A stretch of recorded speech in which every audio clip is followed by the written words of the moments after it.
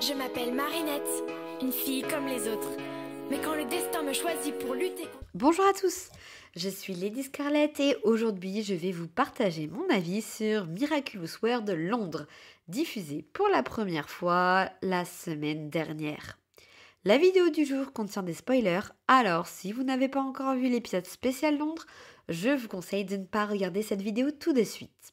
Avant toute chose, n'oubliez pas de liker la vidéo pour me soutenir et si vous souhaitez revoir plus de contenu, abonnez-vous.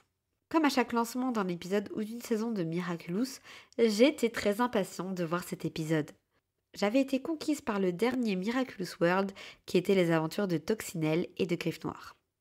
Au maximum, j'ai tenté de ne pas avoir d'informations sur le spécial Londres pour avoir toute la surprise lors du premier visionnage. Bon, et alors ? Finalement, est-ce que j'ai autant apprécié Miraculous Londres que les autres Miraculous World ? Est-ce qu'il était à la hauteur de mes attentes ? Parlons déjà de l'objectif de cet épisode qui prend place à la fin de la saison 5. Ladybug réussit à vaincre Monarque et après, dans le final de la saison 5, on voyait tous les personnages heureux autour d'une piscine et on ne savait pas vraiment ce qui s'était produit. Le spécial Londres est clairement là pour nous montrer les doutes de Marinette et son dilemme concernant la vérité. Et puis cet épisode sert aussi de transition avec la saison 6 par le fait qu'on nous présente d'une part le nouveau porteur du papillon de manière bien officielle, Lila, et aussi car la dernière image du spécial Londres, c'est la Marinette de la saison 6 avec sa toute nouvelle tenue sur le toit de sa maison. Au niveau de l'ambiance, je trouve que ce spécial Londres était plus sombre et pesant par rapport à tous les autres épisodes, spéciaux ou pas. Déjà, le Miraculous spécial Paris avait été plus mature, mais là, c'est encore un autre stade. L'intrigue prend place directement à la fin de la saison 5, comme je l'ai déjà dit. Marinette est ébranlée par le sacrifice de Gabriel et par le mensonge qu'elle décide de dire à Adrien. Elle arrange la vérité devant le monde entier, sous couvert de protéger Adrien de la vérité concernant son père. Ladybug apprend à Kagami ce qui s'est réellement produit, et donc Kagami est la seule personne avec Nathalie et Alix à connaître véritablement le déroulement de tous les événements. Même Alia, censée être la meilleure amie de Marinette, ne sera pas au courant des tracas qui commencent à véritablement hanter Marinette.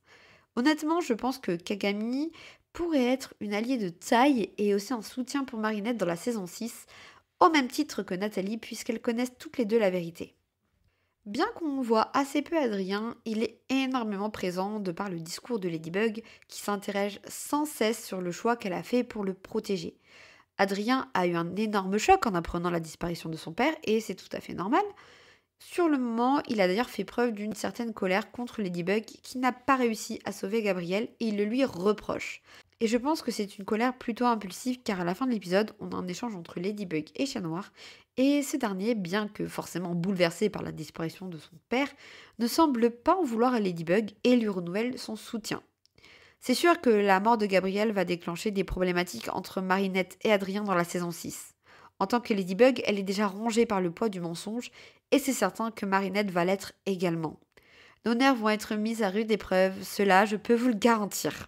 Toujours pour rester du côté des personnages, j'ai apprécié qu'Alix soit mise en avant dans ce spécial Londres et j'adore sa forme mamie. On voit qu'elle a acquis beaucoup de sagesse et qu'elle fait très attention avec la manipulation du temps. Ladybug, ou plutôt Chronobug, en fait tout autant. Elle ne cherchera pas à modifier le cours de l'histoire, mais simplement à stopper l'antagoniste de cet épisode, même si cela lui fait revivre, avec doute et douleur, la bataille finale avec Monarque et ses conséquences. Et je me pose si, un jour, Adrien, ou du moins Chat Noir, apprendra ce qu'a fait Chronobug durant cet épisode, et si c'est le cas, eh bien, il est possible qu'Adrien en veuille encore plus à Ladybug de ne pas avoir sauvé son père, puisqu'elle avait l'opportunité de changer les choses dans le passé. Et ce serait par pur égoïsme, parce qu'il saurait que ce serait mal d'altérer le cours du temps. Mais voilà, moi je me pose des questions sur les réactions d'Adrien face à la vérité lorsqu'il y sera confronté dans la saison 6. Et je pense que ça va vraiment être une énorme bombe. Et enfin, il faut parler de Lila, bien entendu, notre nouveau papillon. En tant qu'antagoniste avec du pouvoir, elle va être redoutable dans la saison 6. On la voit très maligne en s'acclimatisant pour se donner des pouvoirs et arriver à ses fins, tout en protégeant sa mémoire à l'aide d'un carnet où elle note les différentes informations qu'elle a récoltées en tant qu'akumatisée. On a plusieurs infos très intéressantes. Elle souhaite faire un vœu et visiblement, ce vœu est assez fort pour déclencher la fin du monde et la chronologie de Ladybug puisque le temps s'efface peu à peu. On connaissait déjà la haine, la jalousie et la sournoiserie de Lila, mais sans connaître ses intentions finales et les motifs qui la poussent à agir avec tant de malveillance. Autant pour Gabriel, on avait pu finir par ressentir de la compassion et de la tristesse pour lui. Autant pour Lila, elle semble méchante, avec une âme très sombre, et en même temps, elle reste très mystérieuse. Elle me fait vraiment froid dans le dos, et c'est pour ça que je pense qu'elle va être une antagoniste vraiment exceptionnelle dans la saison 6. La manière dont elle traite Nourou accentue ce côté dénué de morale et d'émotion.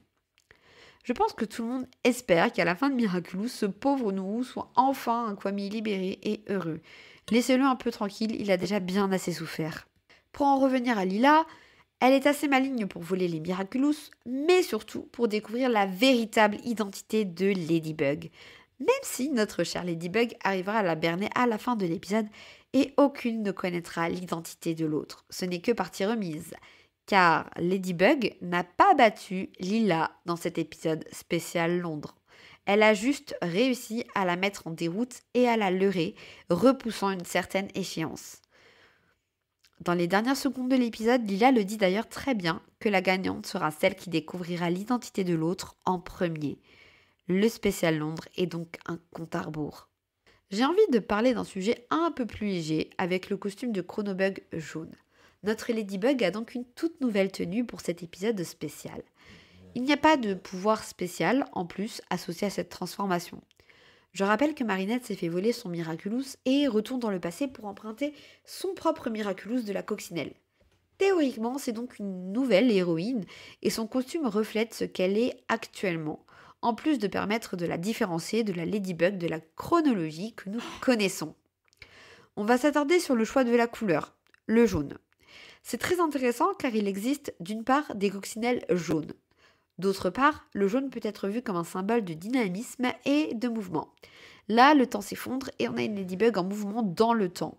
Et en plus, dans certaines cultures, le jaune a pour signification la trahison. Et on a une Ladybug qui a menti à Adrien, mais aussi au monde entier. On peut clairement apparenter cela à une trahison. Surtout quand on écoute le discours que Ladybug tient à Nathalie à un moment donné, à savoir que le monde ne connaîtra que les informations que Ladybug voudra bien leur partager, et que ce qu'elle dira sera la vérité, alors que, factuellement, les choses sont bien différentes. Est-ce que c'était le meilleur épisode de Miraculous ? Personnellement, même s'il m'a tenu en haleine et m'a fait vibrer et que j'ai trouvé que le temps passait incroyablement vite, j'ai quand même préféré le spécial Paris. Cependant, le spécial Londres marque encore une fois un tournant au niveau du ton donné dans Miraculous. On va vers un scénario plus complexe et mature, on bascule encore d'un niveau. Pour moi, ce spécial Londres ne s'adressait pas au jeune public ciblé initialement par la série animée ou le film sorti l'an dernier. Là, vraiment, c'était pour les fans adultes de Miraculous.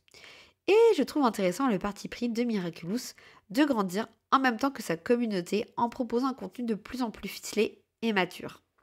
Et maintenant, j'aimerais beaucoup connaître votre avis sur le Miraculous spécial Londres. Qu'en avez-vous pensé ? Je vous retrouve en commentaire jusqu'à une prochaine aventure magique. Contre les forces du mal, je deviens Miraculous.